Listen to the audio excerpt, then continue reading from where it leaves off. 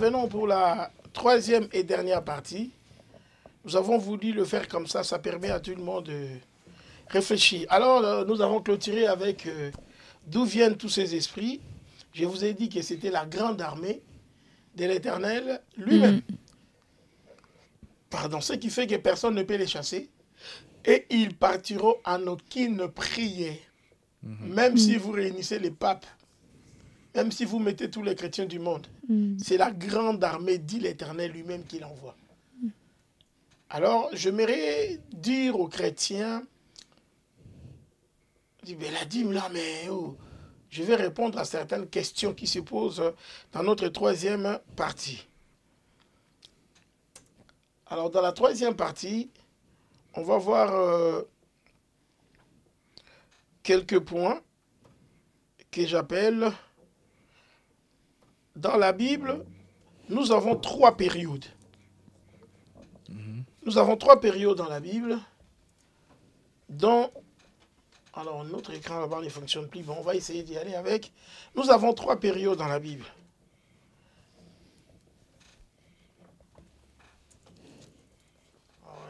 Excusez-moi, je comprends. Nous avons 3 périodes dans la Bible que nous appelons période avant la loi, période sous la loi et la période sous la grâce.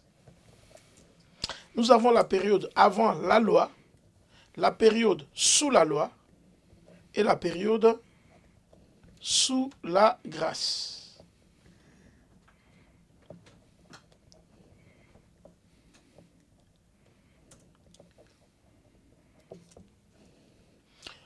Vous remarquerez ici, sur les 3 périodes,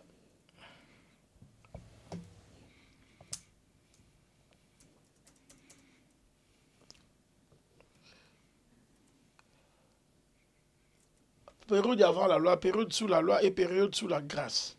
Je commence par la période sous la loi. Avant la loi. Et pardon, avant la loi. Quand on parle de la dîme, on nous dit oui, la dîme c'est avant, c'est pas après. Nous avons avant la loi, sous la loi et sous la grâce. Et sous la grâce, c'est notre période. Yes. Voilà pourquoi je commence avec avant la loi. Genèse chapitre 14, verset 17 à 20. La Bible dit, un passage simple.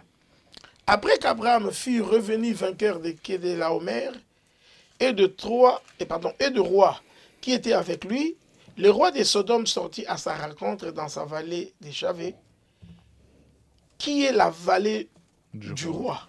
Melchisedec, roi de Salem, fit apporter du pain et du vin, et il était sacrificateur du Dieu très haut. Il bénit Abraham et dit, béni soit Abraham par les dieux très hauts, maître du ciel et de la terre. Béni soit les dieux très hauts, qui a livré tes ennemis entre tes mains. Abraham lui donna quoi? La dîme. Est-ce qu'on peut lire Abraham lui donna la dîme de tout? Abraham était avant la loi. Mais Abraham donnait la dîme. On dit oui, mais c'était à l'ancien temps. C'est pour ça que je prends ça. Et je vais prendre la deuxième partie que je suis en train d'appeler sous la loi. La période sous la loi. Et ici, nous sommes pendant Jacob. Il faut savoir d'Abraham à Jacob, il y a quand même un temps. D'Abraham à Jacob.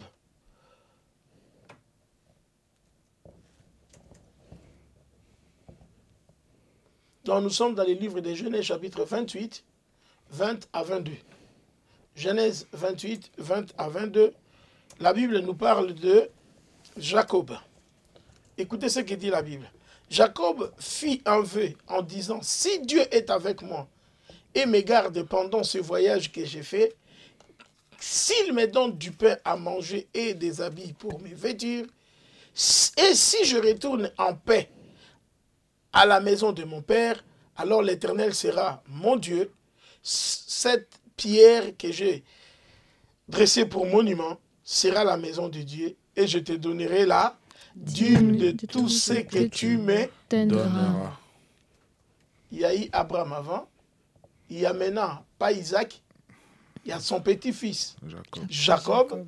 Il fouillait son frère Ésaü. Pendant qu'il fouillait son frère Ésaü, il s'est retrouvé dans la faim, il n'avait rien à manger ni réserve. Il dit, il fait un vœu devant Dieu. Garde-moi, protège-moi. Il le dit bien. Jacob fit un vœu. Et dans son vœu, il dit, en disant, si Dieu est avec moi et me garde pendant ce voyage, si je le fais, s'il me donne du pain à manger et des habits pour me vêtir, et si je retourne en paix à la maison de mon père, alors l'Éternel sera mon Dieu. Et cette pierre que j'ai dressée pour monument sera la maison de Dieu. Et je donnerai la dîme de tout ce que tu me donneras. Là, nous sommes sous la La- loi. Sous la loi. sous la loi. Maintenant, nous allons voir la partie que j'ai appelée Sous la grâce. sous la grâce. Alors, je vous mets ces trois passages. Donc, nous avons sous la grâce, j'appelle aussi la nouvelle Alliance. alliance, et c'est aussi Le le Nouveau Nouveau Testament. Testament. Donc, c'est notre période. On est bien d'accord? Amen. La dîme, et c'est de l'ancien, ce n'est pas les nouveaux. Maintenant, on va lire la dîme, mais dans le Nouveau Testament. Hein? Luc chapitre 18, verset 11 à 12. Les pharisiens, j'aimerais que vous les lisez. Ça va être bien si ça soit vous qui les lisez.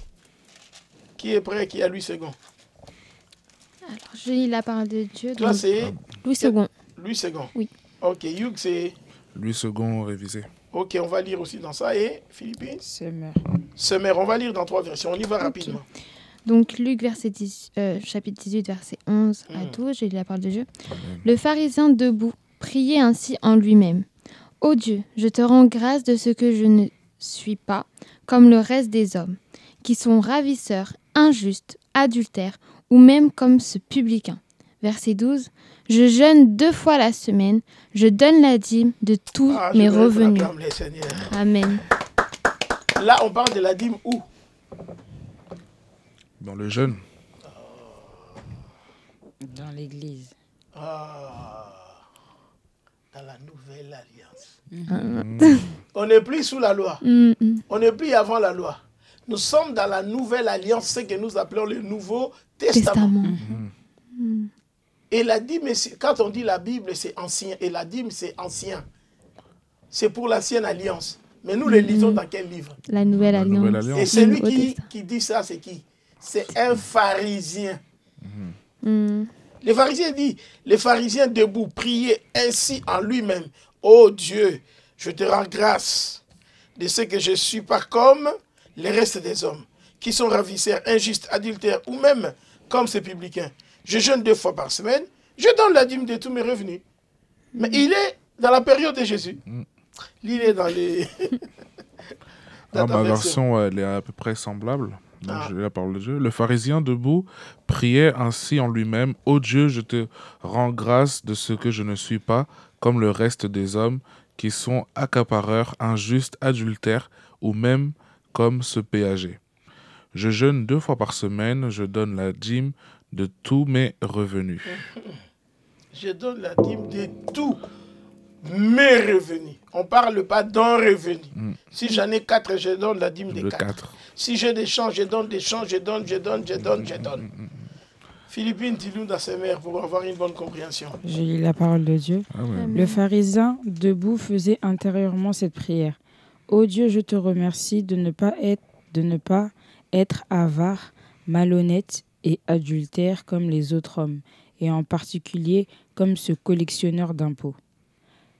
Là-bas, ce collectionneur d'impôts là-bas. Moi, je jeûne 2 jours par semaine, je donne 10% de tous mes revenus. Lui, ce qu'il dit même, il appelle pas ça dîme. Hein. Il appelle Je ça. donne mes 10%. Il précise. C'est beaucoup, comme les gens disent. Nous les lisons dans le Nouveau. Testament. Testament. Est-ce que la dîme est ancienne?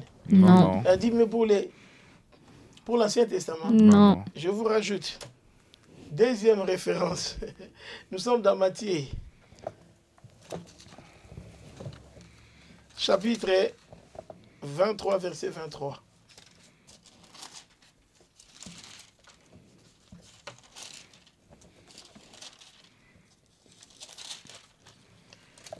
Matthieu 23, 23. Je lis la parole de Dieu. Amen. Malheur à vous, scribes et pharisiens hypocrites, parce que vous payez la dîme de la menthe, de l'ânette et du cumin, et que vous laissez ce qu'il y a de plus important dans la loi, le droit de la miséricorde et la fidélité. C'est là ce qu'il fallait pratiquer sans laisser de côté le reste. Tu peux répondre la première phrase, pardon? La première phrase du verset 23. Oui. Malheur à vous, scribes. D'accord. Philippine, dans ta version, c'est comment? Malheur à vous, spécialistes de la loi et pharisiens hypocrites. Léa? Dans Louis II, c'est comme Youg. Alors, nous sommes dans le Nouveau Testament. On dit malheur à vous, scribes, pharisiens, hypocrites, parce que vous payez la dîme de la Menthe. et de la nette des cumin.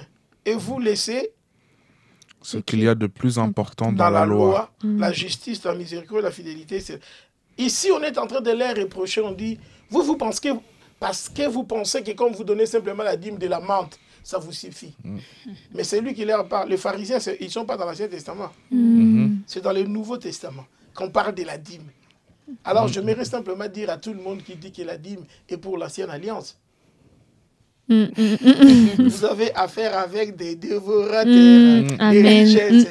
Où vont tes richesses? Yes. C'est la vérité. Amen. Amen. Amen. Alors, on va voir maintenant une conclusion pour faire un petit bonus.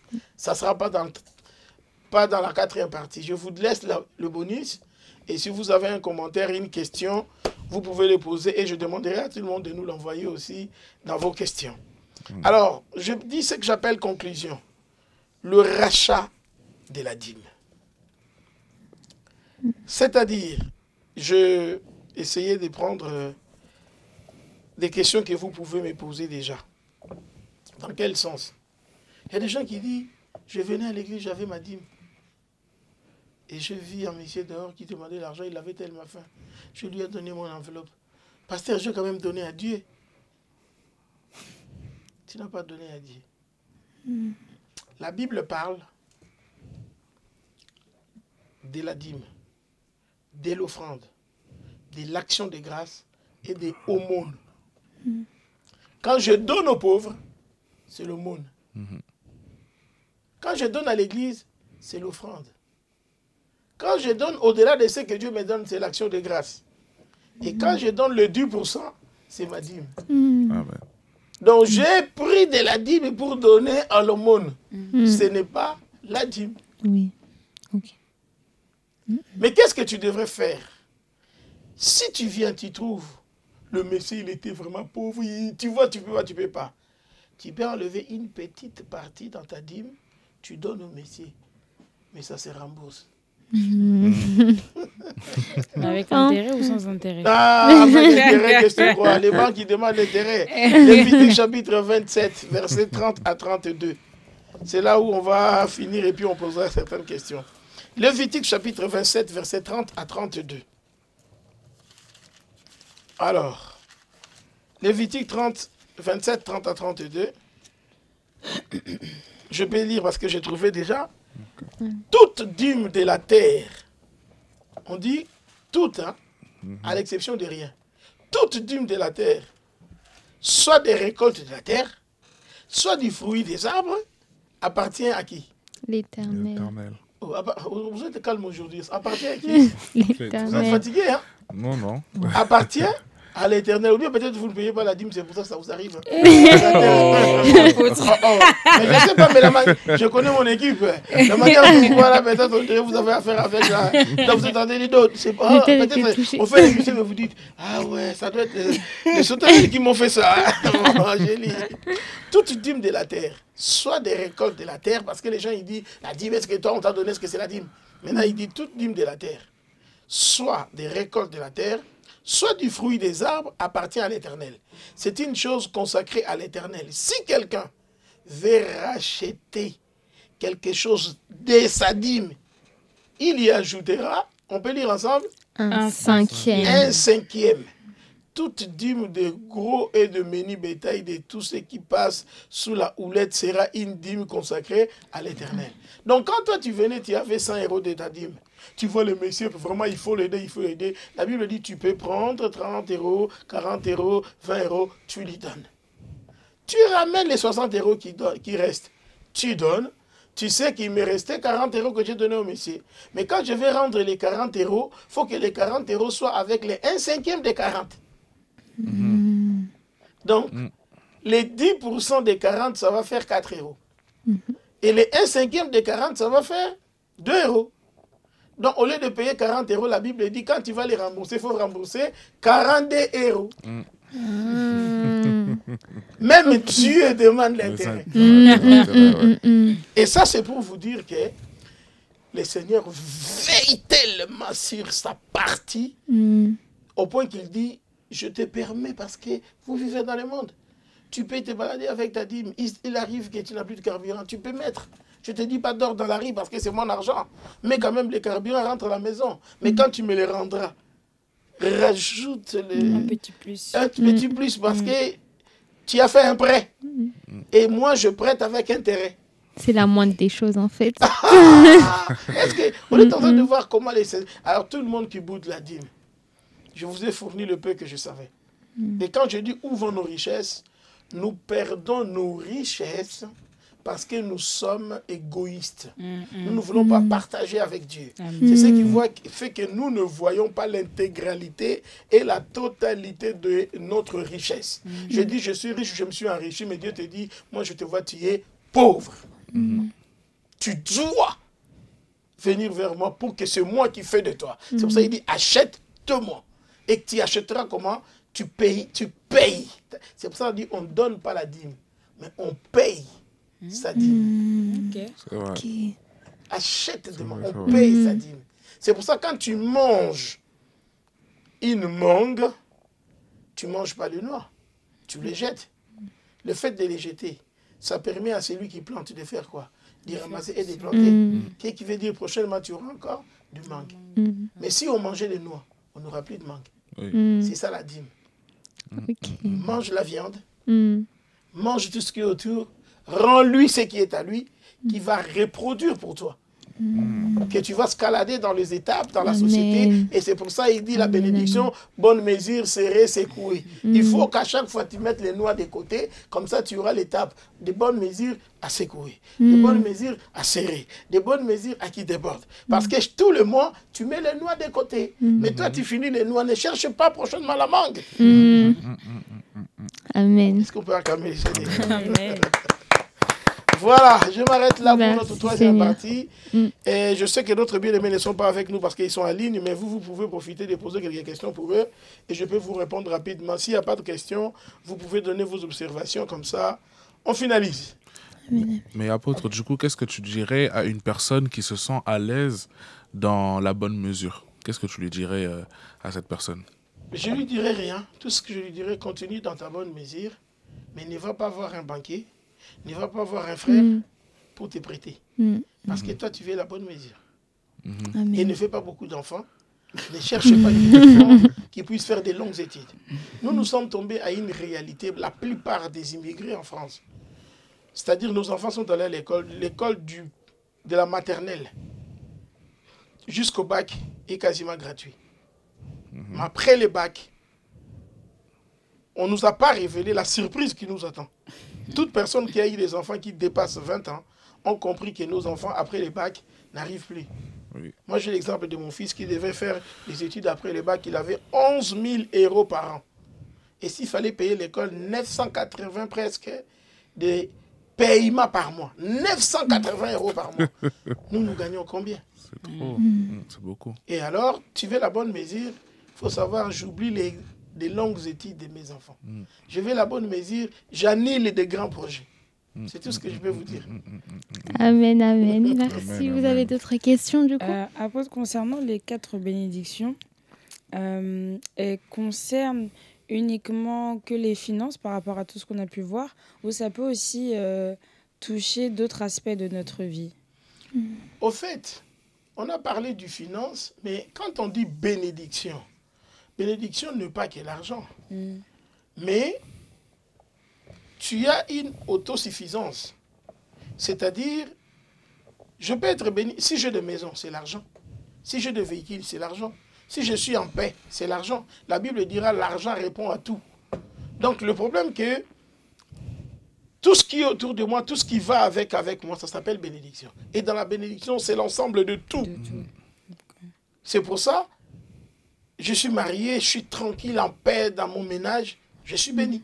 Donc la bénédiction n'est pas que l'argent, mais ça englobe tout. Et il y a des personnes qui n'ont pas des enfants. C'est manque de bénédiction. Il y a des personnes qui attendent, qui fait des triplés 3 fois. C'est la bénédiction. Et les 4 esprits, en fait, Dieu réclame ce qui est à lui. On ne lui donne pas ce qui est à lui, tu ne seras pas épanoui. Amen. Et du coup, pour une personne qui a on va dire, 4 business, qui a 4 affaires, il a forcément son salaire. Du coup, il doit donner la dîme de ses 4 affaires uniquement. Toi, tu parles des 4 affaires ou des 4 salaires? Des 4 salaires. Ah oui, s'il a 4 salaires, la Bible dit donner la dîme de tout. Je vais même aller plus loin. Le Nouveau Testament a été gentil avec nous. Pardon, l'Ancien Testament a été gentil, il nous demande la 10e. Mais le Nouveau Testament demande le tout.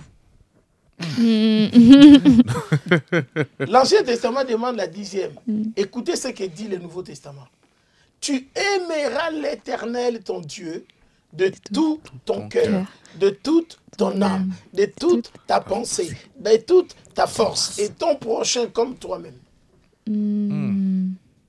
Donc dans le Nouveau Testament, c'est pour ça que nous chantons « Oui, prends tout, Seigneur, entre tes mains, j'abandonne tout avec bonheur. Donc mon temps, ma personne, mon esprit, mes enfants, mes biens, nous t'appartenons. » Et David dit, nous lui appartenons, nous sommes son peuple, les troupeaux de son pâturage.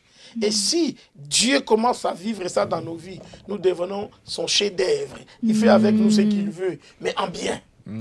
Donc je n'ai pas de limite avec mon Dieu. Mais l'Ancien Testament, il dit seulement 10. Ils sont gentils. Le Nouveau Testament, il dit tout. Mais les gens ne voient pas les tout du Nouveau Testament. Ils réclament que les 10, c'est trop. Or, Jésus demande plus que les 10. Mais c'est la confusion, les gens ne savent pas. Donc, ça voudrait dire que donc, le 10e... Tu as 4 salaires, de mon salaire, 4 dîmes. Et même ceux de mon entreprise, de mes entreprises. Mes frères, il y a ce qu'on appelle la dîme des dîmes.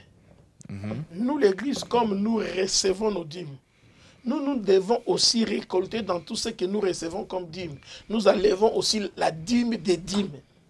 Dans toutes les dîmes que nous avons reçues, nous enlevons encore notre 10% et nous allons aussi verser soit dans une autre organisation, soit dans d'autres églises, soit à nos pères spirituels qui vont... Et laissez-moi vous dire une chose, que vous n'avez pas posé cette question qui est très importante, qui touche beaucoup de chrétiens.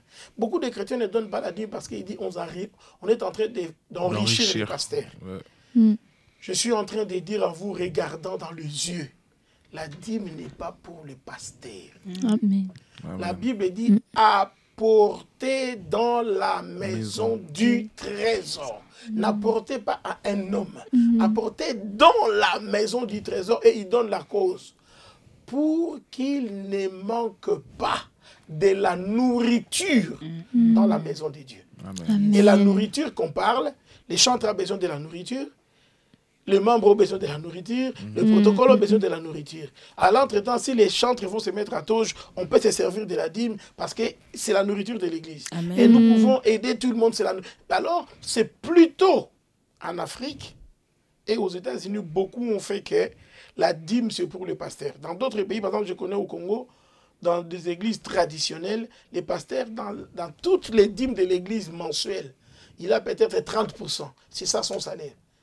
Mais imaginez, on laissait vraiment que la dîme, c'est pour les pasteurs. Moi, en France, je serais le mieux payé. De tout ce que nous recevons de vos dîmes. Si j'ai 150 €, 180 € de chacun, on réunit. J'aurai dans les 3500 € ou 3000 € et je suis tranquille, je gagne bien ma vie, je ne fais rien. Mais la dîme n'est pas pour le pasteur. Le pasteur peut puiser dedans par rapport aux besoins de l'église. Si nous avons un pasteur à l'église, nous fixons un salaire pour lui. Mais les dîmes servent pour l'église. Et les gens sont mal informés. Et il y a d'autres pays où la dîme, c'est pour le pasteur. C'est pour ça que les gens ne donnent pas. Enlevez cette mauvaise information. Amen. Donc la dîme, tu peux avoir 10 salaires, tu payes 10 dîmes. 5, parce qu'on a lu ici, donnez-moi la dîme de tout. Vous donnez la dîme de tout. Mais vous, non, c'est lui qui t'a donné toujours, c'est Dieu.